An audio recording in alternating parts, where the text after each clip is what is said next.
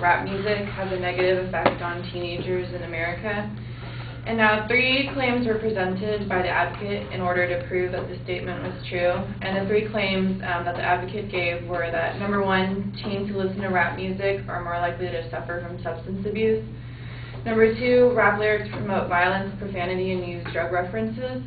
And number 3, that rap music videos portray women in a degrading way.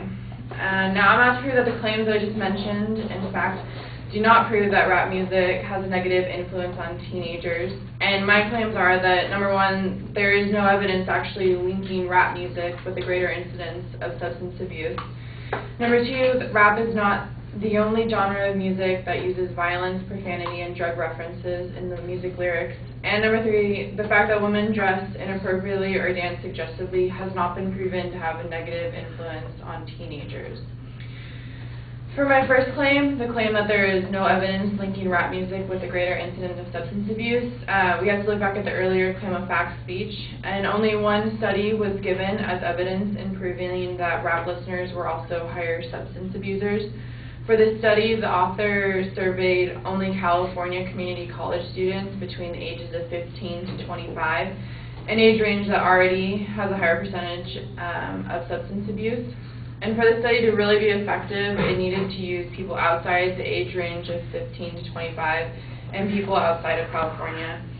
Another piece of damaging evidence to this study is that the author of the study, Dr. Meng Jin Chen, said herself that the results were, quote, not comprehensive, and said that the survey cannot determine whether or not rap lyrics influence people to drink alcohol or if people who drink alcohol are just drawn to the music.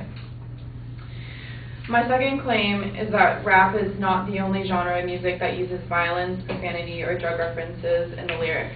So to say that only rap has a negative influence on teenagers when other genres of music have the same characteristics is discriminatory towards against rap music. Take, for example, the band Pennywise, a band that is definitely not considered rap music, and their song F Authority. As you can probably tell from the title of this song, that the lyrics are just riddled with profanity. Or Motley Crue's song Dr. Feelgood, which has numerous drug references. And both these songs are played on public radio and are available for a teenage audience to hear. Also, to say that all rap music has violence, profanity, and drug references in the lyrics is a sweeping generalization and simply not true. Just giving one example, Nelly's song Just a Dream has none of those characteristics in its lyrics. Finally, my third claim, the fact that women in rap music videos dress inappropriately or dance suggestively has not been proven to have a negative influence on teenagers. As was said in the earlier speech, dance styles have changed, and classic dances such as the waltz are not very popular with the younger crowd. However, no evidence was presented proving that a different dance style has a negative effect on teenagers.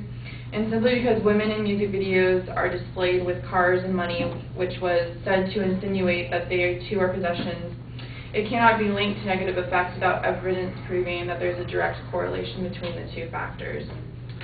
So in conclusion, rap is not the only genre of music to use profanity, violence, or to make drug references. And people who primarily listen to rap are already in the age range of those most likely to use drugs and alcohol.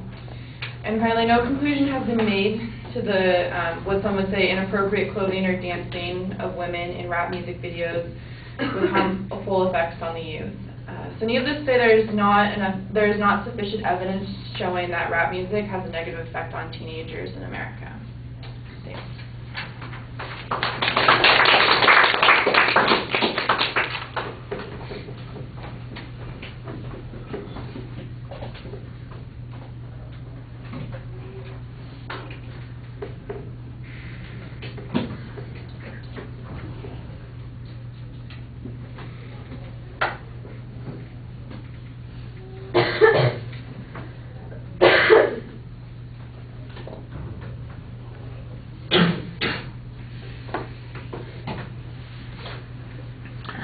All right, all the structural issues are fine.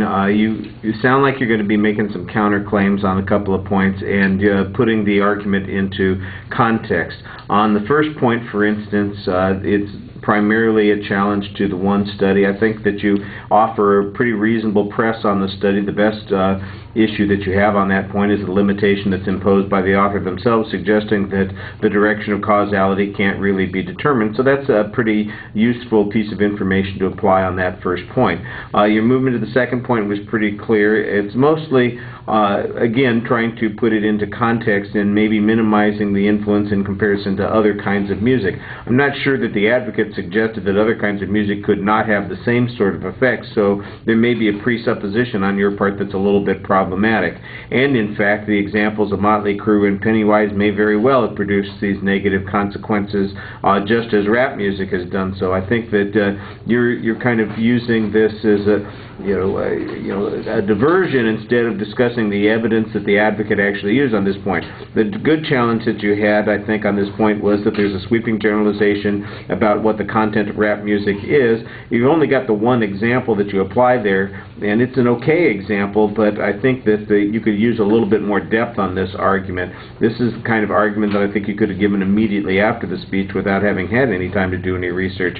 The third point, it's basically back to the same kind of issue. There's a lack of evidence on these arguments, and I think that you'd be stronger with some counter evidence on these points to back up those challenges. I think you've got a reasonable challenge about the kind of evidence that the advocate's using, but your argument would be stronger if you had some information to contrast it with.